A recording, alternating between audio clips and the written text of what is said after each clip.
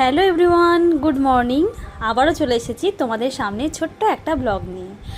আর সকালের জলখাবারে যদি এরকম খাবার থাকে তাহলে কার না ভালো লাগে বলো? আমার তো খুব ভালো লাগে। হ্যাঁ, আজকে সকালে ডালপুরি আনা হয়েছে, তো ওটাই খাওয়া হবে সবাই মিলে। মাকে বললাম খাওয়ার কথা, মা বললো একটু পরে খাবে, কারণ কিছুক্ষণ আগে মা চা খেয়েছে, ওই 9:30 10টার মধ্যে খেয়ে নেবে। আমরা নিজেদের মতো নিয়ে মায়ের জন্য রেখে দিলাম।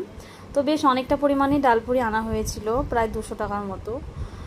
তো বান্টি এনেছিল, তো বান্টি ওর জন্য নিয়ে চলে গেছে, আর আমরা এখন খাবো। সুধন্য আর আমি এখন খাবো। সুধন্য এখনো পর্যন্ত ঘুমোচ্ছে।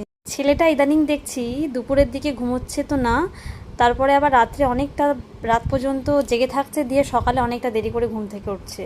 এই অভ্যাসটা কিন্তু খারাপ, ওর অভ্যাসটাকে চেঞ্জ করতেই হবে। দিও আছে, তো বর্দিরা নেই, দিওকে খেতে দেবো, তো ভাবছি ডালপুরি দিলাম, 6টা মতো ডালপুরি একটু তরকারির সাথে মেখে ওকে খেতে দিয়েছি। তো ওর দুদিন থেকে দেখছি ওর খাবার প্রতি অতটা আগ্রহ নেই, তো আজকে ডালপুরি দেখি খায় নাকি। তো ওর থালায় ওকে দিয়ে দিলাম। তো ডালপুরিটা দেখছি আজকে ও খাচ্ছে, খুব ভালো লাগলো দেখে, কারণ ও দুদিন আগে যেভাবে মানে হাসি ফুর্তিতে মানে খেলা করে বেড়াতো, এখন সেভাবে থাকে না। কি হয়েছে কি জানি, শরীরটা মনে হয় খারাপ করছে।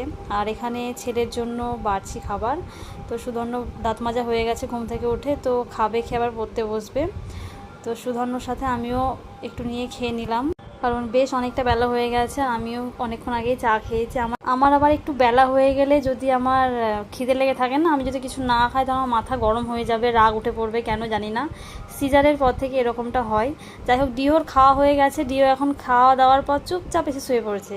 তারপর খাওয়া দাওয়া করার পর দেখলাম যে পাঁপড় বিক্রি করতে এসেছে। এই মেয়েটা প্রায় দিনই পাঁপড় বিক্রি করতে আসে, আর আমরা এর কাছেই নিই। তো পাঁপড়ও নেই বলে কয়েক রকমের পাঁপড় নিয়েও নিলাম। আর আমার ছেলে বায়না করছিল ওই যে সেই কালারিং চাকা চাকা মতো যে পাঁপড়গুলো পাওয়া যায় ওগুলো নেবে, তো ওটাও নেওয়া হয়েছিল।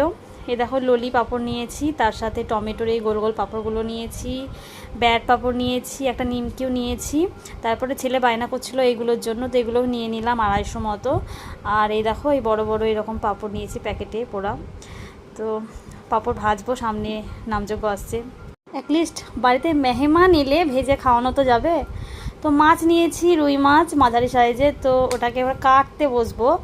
তো কাটতে চলেও এসেছি কলপারে। আর আমার মাছ কাটতে না খুব ভালোই লাগে, সত্যি বলছি। ওই চামচ দিয়ে ভালো করে আঁশটাকে আগে ছাড়িয়ে নিই, তারপর জল দিয়ে ধুয়ে গ্যাচ গ্যাচ করে কেটে নিই, আমার কোনো ব্যাপারই না।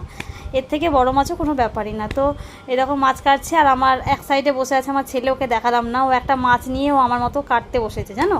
বলছে মা আজকে আমি মাছ কাটবো, তুমি মাছটা রান্না করবে, তো সবাইকে খেতে দেবে।